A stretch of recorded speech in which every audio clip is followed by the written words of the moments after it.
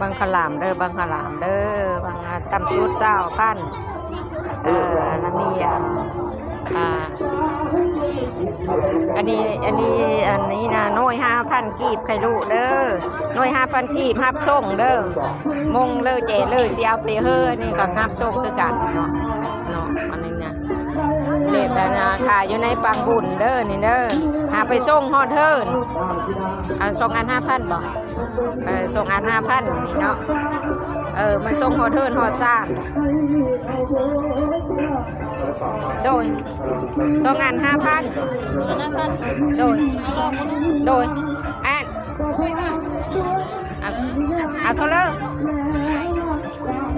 คือเดียวกับบังขลามมันจะสีหอมบุตองอันนี้นะ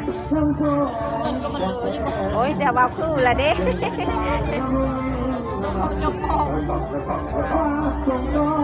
แต่เพิ่นเบิ่งเงินก่อนเพิ่นเบาคือกันได้เอา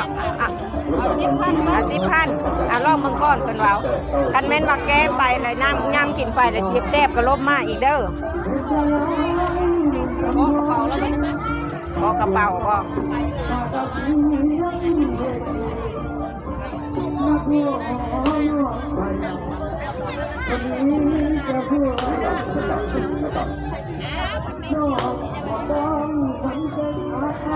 ขอบใจหลายเด้อ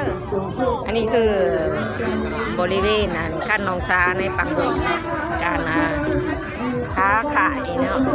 บังขลามกับมีเด้อนี่เนี่ยแถวนี้เด้อบังขลามเด้อ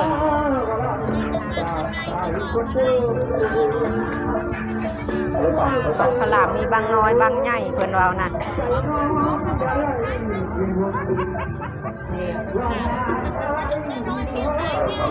บังขลามมีบังน้อยบังใหญ่พี่น้องกองป่ายมาเด้อข้างหนองซานี่เด้อ